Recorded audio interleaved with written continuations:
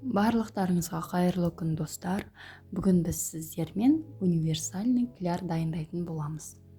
Менің каналыма тіркеліп, видеоның соңына дейін қарап, видео ұнаса лайк басып, жақындарыңызбен бөлісуді ұмытпаңыз.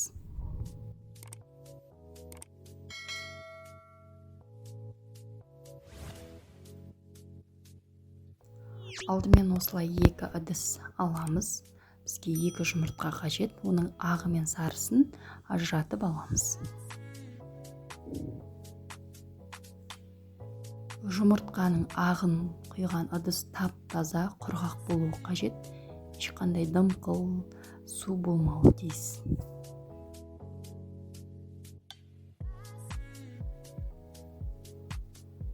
Жұмыртқаның сарысына аздап тұз сеуіп, 1 ас қасық сұйық май құямыз. Одан кейін 4 ас қасық ұн саламыз. Барлығын жақсылап араластырамыз. Және 2 ас қасық сүт құямыз.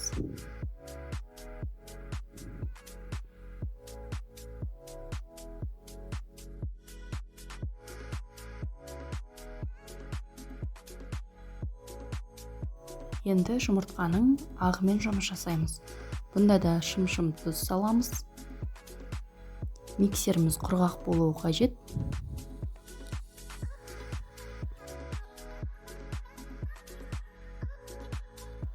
Жұмыртқаның ағы пена болғанша араластыратын боламыз.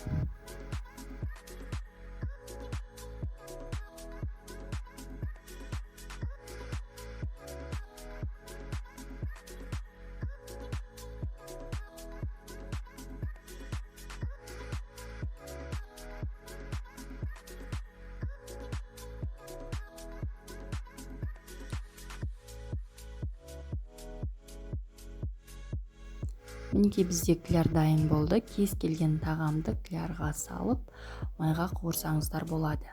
Мен қазір балық қуырамын. Алдымен оның қасына гарнирге картошканы осылай турап, клярға салып, 2 жағын майда қуырып аламын.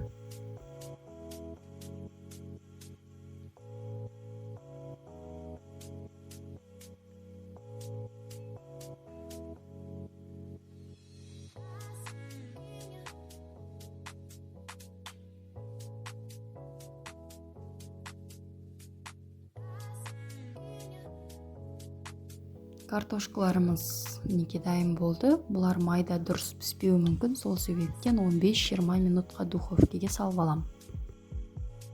Енді клярға балықтарымыз салып, оны да майға қуырып аламын.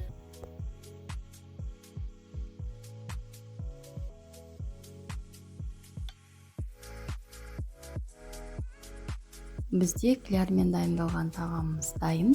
Өте дәмді болып шығады. Ыстықта жесеңіздер, тіпті керемет хрустящий болып, дәмі ерекше болады. Барлықтарыңызға ас болсын.